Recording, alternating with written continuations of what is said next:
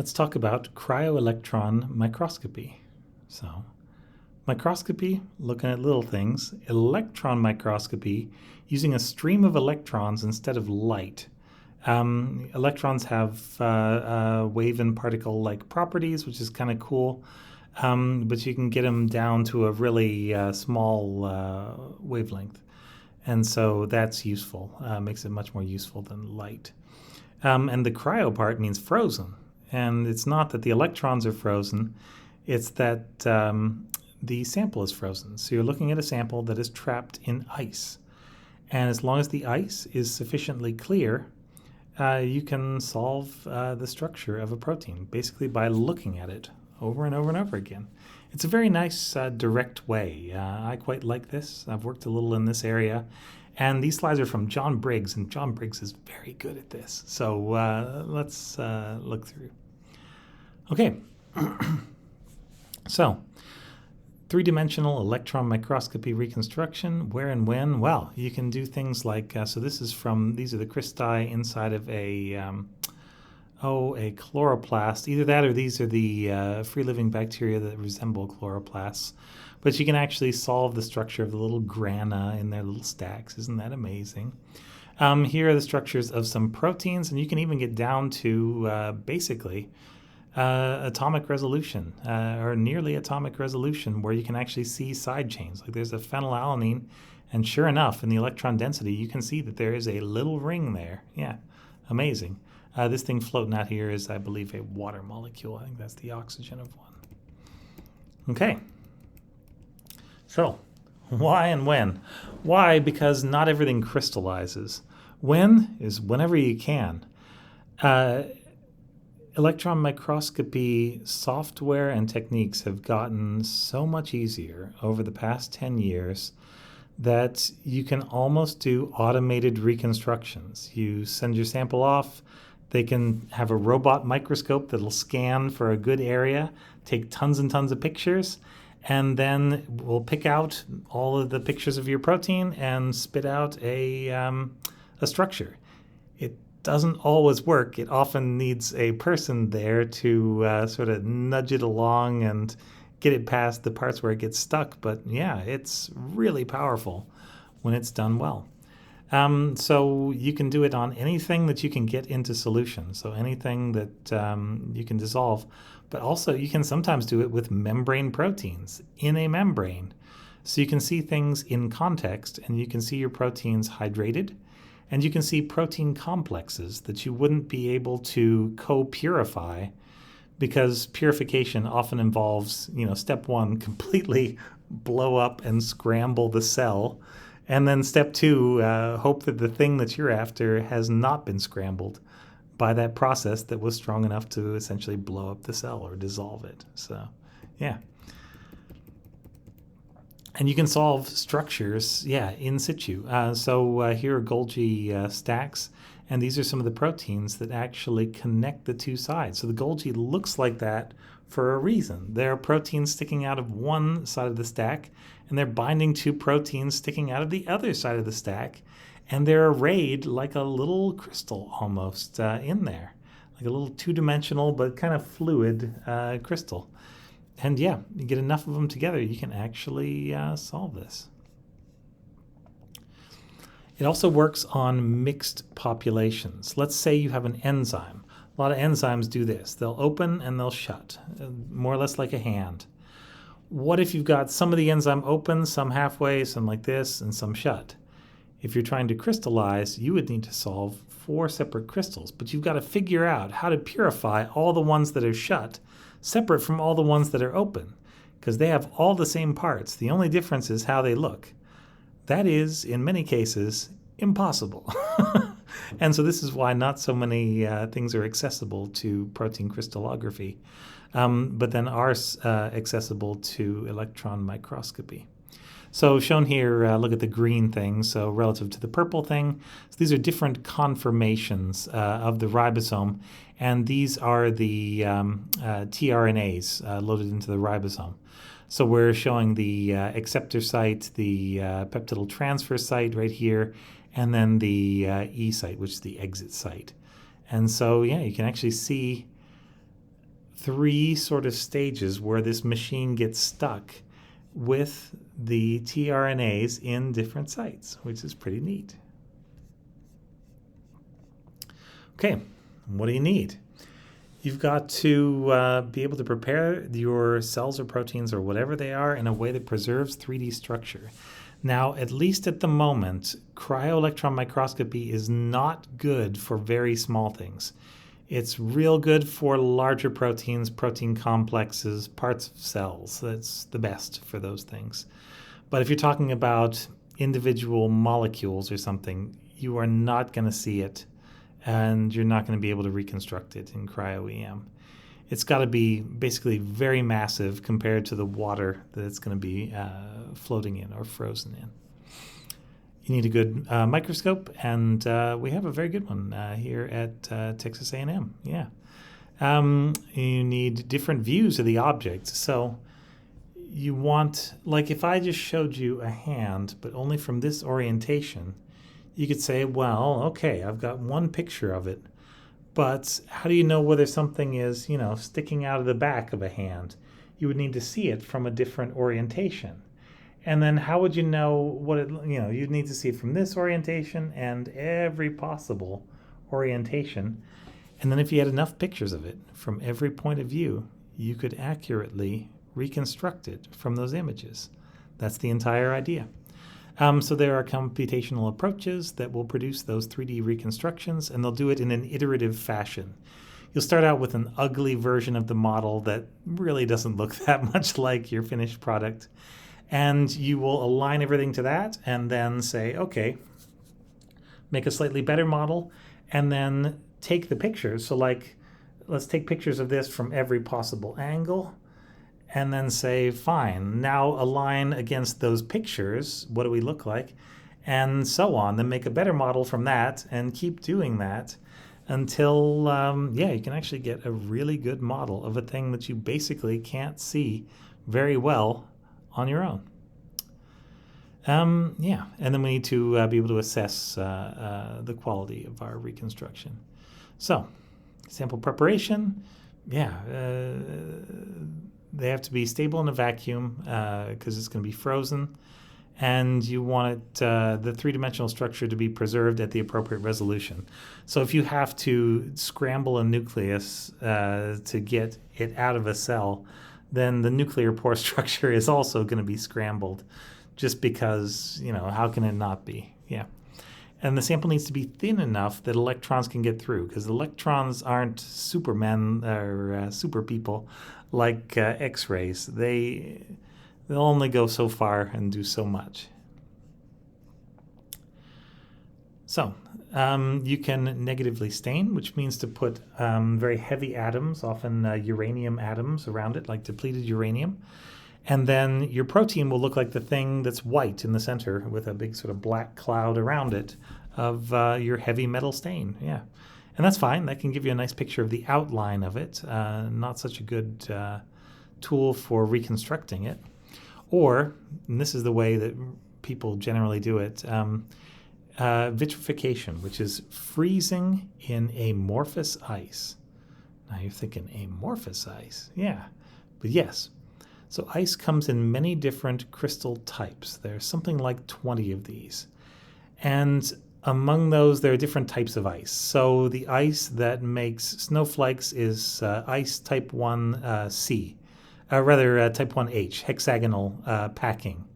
And if you cool it down a little bit, you'll actually form, it'll convert to ice 1C, which is cubic packing of the ice. And not like ice cubes, those are usually ice 1H, just like pressed into this shape. But yeah, that's why snowflakes are hexagonal, because that's the way water packs at just below freezing. But yeah, at different temperatures, farther below, yeah, sure, you can get different orientations of the water molecules in the ice crystal. And then there are all these other forms of ice that you can get at extremely high and low pressures, extremely high and low temperatures. And yeah, there's a lot of ways to stack water molecules, as it turns out. If you've read the Kurt Vonnegut novel, Cat's Cradle, I think that's what it is, yeah. It involves something called Ice 9, which actually does exist, but doesn't have any of the properties from that novel. Anyway, the idea is that this basically ruins the world, and it's a pretty darn good book, I would say. So there you go. This was Dr. Newman's Book Corner. Yeah. Okay. What do you see in electron microscopy? Well, here's some of the first ones, and they were viruses. And so here are viruses in negative stain. And so you can see this sort of black soup around them, and the viruses are the white part.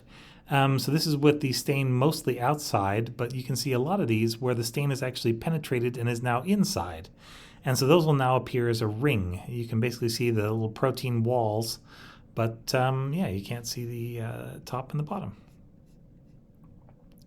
So negative staining, you're looking where the stain is not. You're assuming that the sample is going to have a shape and the stain can't like infiltrate it. It can just get up right close to the edge of it because they're both made out of atoms and atoms aren't magic. Yeah, you'll find an electron-dense material to image your relatively electron-lucent or translucent sample. So electrons are going to be deflected or blocked or scattered by bigger atoms, far more than smaller atoms. The problem is that most organic things like proteins and sugars and nucleic acids are made of itty-bitty little atoms. Like think where carbon is on the periodic table compared to where uranium is. And so uranium deflects a lot of electrons, and carbon just doesn't do much. So that's where negative staining comes in. It highlights the things that you can't see. So here's a negatively stained sample of a purified protein. Look at that. And so you can see all these proteins look slightly different, but what these are is these are copies of the same protein, and they're laying in different orientations on a flat surface. The flat surface is a carbon-coated formvar, which is a type of plastic grid, which is super thin. And yeah, you just get all these little things.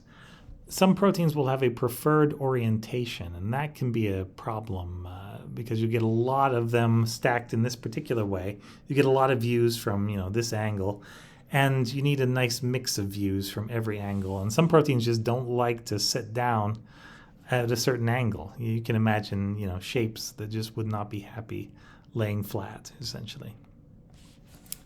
Okay, then for Cryo EM, the way you make this amorphous ice, or vitreous ice, which is ice that is frozen and has no crystal structure. It's got to be flash frozen. So what you're going to do is you're going to take a big cup of liquid nitrogen. You're going to put ethane gas into it. Ethane gas has a much higher specific heat capacity, so it's going to be able to transfer a lot of heat.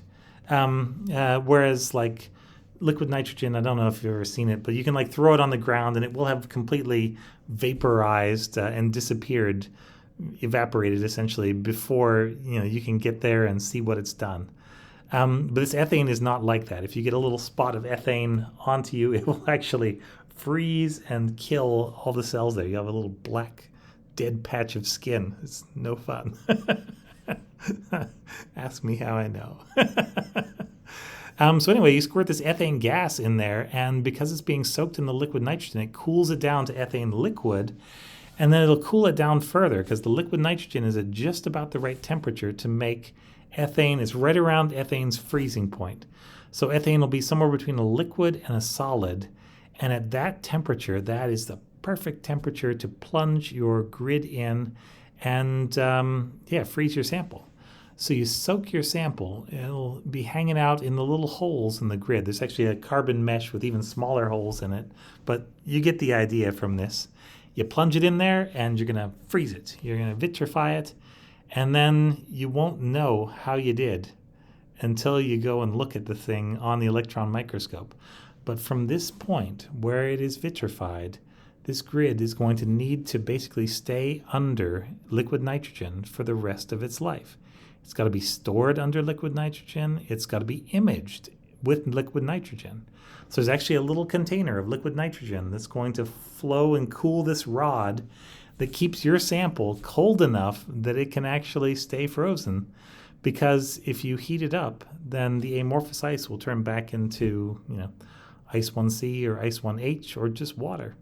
And yeah, if it's water, it's just going to boil away in the electron beam, and you're not going to get a picture of anything. And also, your molecules are going to be moving if it's just water, and so yeah, you just get a blurry garbage picture. Basically, you won't be able to see what's going on. Okay, this is a standard electron microscope, transmission electron microscope. It's got electromagnetic lenses that are going to focus the electron beam, because that's a thing that works. And you're going to then run the beam right through your sample, and as it's spreading out below, you'll then sort of capture an image. And it can be done, normally it's done on a CCD, like a digital camera these days. But in the old days, it was done on film, and then you'd scan the film, and then you'd have the same picture, basically.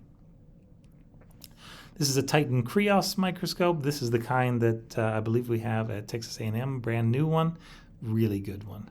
And so you're operating it from out here. You don't actually need to be sitting by the thing, getting, secondarily bombarded by X-rays to do this work. All right. So, Cryo EM images are projection images, which means they're an image through a thing. So a balloon, if you held it up, would look like a circle, not a balloon, but you'd see shading around the edges, because at the edge, the electron has to go through like a whole bunch of atoms, whereas in the center, there's just a thin layer of rubber and a thin layer of rubber, and so they tend to go right through. It's going to depend on what materials are in there, what's the atomic composition of your sample. That will affect the density. So it's a projection image, but it's a noisy projection image. You have a lot of random noise in there that you're going to have to deal with. And it's noisy because we limit the electron dose, because otherwise this happens. If you shine the electron beam on any one area of your sample for too long, it'll start to melt, and then it'll disappear, and you'll just get this sort of corroded, salty, thing that used to be your protein's crystal at the end. And those are useless. Yeah, you need the ice to still be perfect in order to see anything. So we limit the exposure, which increases the noise and decreases the signal, but then we can take more images from the same grid, and it ends up more than balancing out. You get really high resolution structures by limiting the electron dose. So they call it low dose electron microscopy. Yeah, just because basically you can think of it as high electron doses melt your proteins and the water and everything else. So you got these noisy projection images. All right, what do we do about that? And actually, it's worse than that. Yeah, because these are noisy projection images modulated by a transfer function. That means there's a piece of mathematics that describes, when you're looking at a thing, whether it's going to look white or black, and it's going to depend on what size the thing is, how far it is away from another thing, as essentially related to diffraction principles. And so instead of just having something like that you could readily interpret, you get something like this. And so you have to undo this contrast transfer function, or correct for it, and then you can start to average lots of these images, and eventually you can actually come up with a decent model. So for this to work, you need different views of your object. So you're trying to go from a two-dimensional image to a three-dimensional structure. Of course, you need different views to see how it looks, even though it's projection. Because in the projection, you can't tell what part is on top and what part is on bottom, because they're superimposed. It's a projection, as if you had a flashlight and are looking at the shadow. That's what projection means. So, the technique is called single particle electron microscopy, or single particle low dose cryo EM. And that's where you take pictures of lots of these little proteins in all their various orientations, and then you're going to reconstruct it. And so to average it, to get rid of all that noise, we need to average many, many images. And so you can take an image of this woman, and let's, if we were to add contrast transfer function problems and just typical EM noise to this, you would get a series of images like that, which they would look different from the background. You could tell something was there, but you would look at that and say, I don't know what that is. But if you average 2 of those, or 3 or 4 or 5 or 6, or average them for rounds, like you'll average to this, and then you'll say, okay, let's take an average of all of my aligned ones, and then average again. And it will improve over time if you're averaging something that's actually biologically consistent. So yeah, it's kind of neat. If there's just noise, it should stay as random noise, and yeah, basically there are ways that you can more or less tell. So the more particles you get, like 4, you can get an average that looks this good. If you get 100, you can get an average that looks much better. You start to get some definition. You can see that there's sort of 2 little, yeah, oh my gosh, I don't want to call them hook 'em horns coming off of there. Yeah, oh my, let's get past this slide. That was very unpleasant. Sorry. Yeah, so you need to do some mathematics. That's this contrast transfer function correction. You need to filter, and you can throw out all the data, because your actual structure data, you'll be able to see that in a Fourier transform. Once again, just like in X-ray crystallography, you're going to use Fourier transforms to sort out different sizes, basically size categories within your data. And yeah, all the super high resolution stuff is noise, and so you can just get rid of that, basically. It will not contribute to the success of your enterprise. And there are ways to tell, like where does my data end and my noise begin? Yeah, you can model all these things. Then you can align them, classify them into different, like you want all the ones that look like this together, and you want all the ones that look like this together. Like each orientation should be sorted into a little pile. And then you can average those, and then you can figure out, all right, what model can I make out of all of these 2-dimensional pictures in 3 dimensions, and then you can repeat the process over and over and over again, all these steps from alignment through angle assignment, and you will gradually improve your 3D reconstruction. And then at the end, you can sort of filter it, or try and weight certain parts of the data set that are more reliable, that you can tell are more reliable. So here's an image. Normally in Cryo EM, your protein is going to look black, and your background is going to look a little bit lighter gray. So you can see there we have some in circles. Individually, there's not much there, but if you zoom out a little bit, you can see them. And you can see there's another thing down here, another thing up there, another thing right over there. But they look a little smaller than this. And so computers can actually go through, and they can do automated particle picking, is what it's called, in your image. And so you can extract these particles, and you can see, oh wow, it's like a little protein, but it looks like a dumbbell. It's got sort of 2 domains, kind of like that, right? In different orientations. Yeah, you can see them. So you're starting to get some picture of what it looks like. And they've now flipped the contrast so that the protein is white and the background is black. Yeah, as we do. And now we're going to have to average lots and lots of these to get a good alignment. And so first you've got to align the particles, figure out, all right, which direction are they pointed, rotationally and translationally. So you need to get them perfectly centered and aligned, all so that they're facing, the same direction, basically. My hands don't work that way. Then you can average, and then you'll start to get pictures like this. And look at those. Yeah, look, it's a dumbbell-shaped protein. And when you're, rotating it up a little bit like that, that's when you get views like this, kind of like a figure 8. You're seeing the top and the bottom superimposed. And so this is the F1, F0 ATP synthase. This is the stem, this is the top, and this is like a little stator that sort of holds onto the side of it. This is the thing that makes ATP in your cells. And this is a reconstruction of it, which is pretty neat. Then you can classify your similar images and reconstruct again, iteration.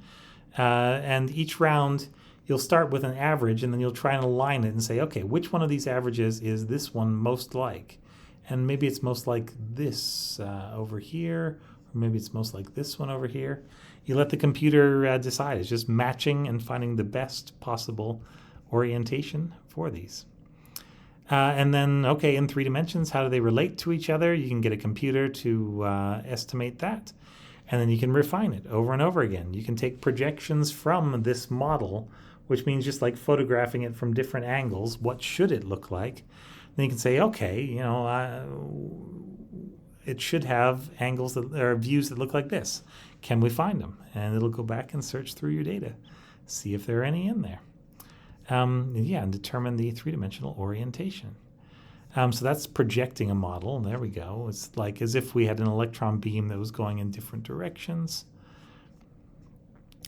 Okay, and then the last thing is we're going to reconstruct it either in Fourier space or in real space by a technique called back projection, which is far too technical for you in this particular class. That's graduate level stuff. All right. And refine. And as you refine, you can maybe sometimes go back and use the higher resolution data that you had cut out before, some of it at least, and see if you get a better refinement and that's higher resolution. And at the end, you want to interpret your structure. So you can try to fit an atomic model inside of this. And if you just have kind of a low resolution protein blob like that, you can see the backbone pretty well. You can see there's like a little beta turn. You got a bunch of beta strands here. It's difficult to know exactly where, individual molecules should fit unless you already have a fairly good idea. But this can be an invaluable way and a complementary way to add context to an X-ray structure or to get a structure of something you couldn't solve any other way. You can do sort of tubular reconstructions. That's a thing. So if you have a protein that happens to be happy forming tubes, you just take little tube sections and you can reconstruct that. There it is there. And so this is probably a viral protein. I don't know. You can do 2-dimensional crystallography. So a crystal, instead of being 3 dimensions, can just be a flat array of proteins that are all packed together as close as they can get. And you can actually get diffraction from that with an electron microscope, and you can solve this and come up with the actual structure. That works really nicely for membrane proteins, for example, because they're already going to be in a plane because they're all going to be in a membrane. And so all you have to do is get the membrane oriented right and then get the pictures of it and get your diffraction. And you got 2D crystals there. Okay, so you can also do this other thing, cryo-electron tomography. So that's making a 3-dimensional model of each individual one, and then you can align and average those 3-dimensional models. And this is kind of the next big thing in electron microscopy, and this is where all the sort of best minds are working right now. Single particle tomography, essentially, is the area. But then single particle cryo EM is now, I don't want to say routine. It still requires skilled people, but it can be done and solved for a wide range of proteins. So with cryo-electron tomography, you can actually take chunks of cells. You can see whole processes, entire cells in some cases, if it's a small enough cell. And you can see what every protein in there is doing. You can see individual ribosomes running around. You can see these tubulin and actin elements of the cytoskeleton. Just really wonderful things that would otherwise be invisible. I think these are perhaps nuclear pores here. Oh yeah, there you can see them right there. Right there.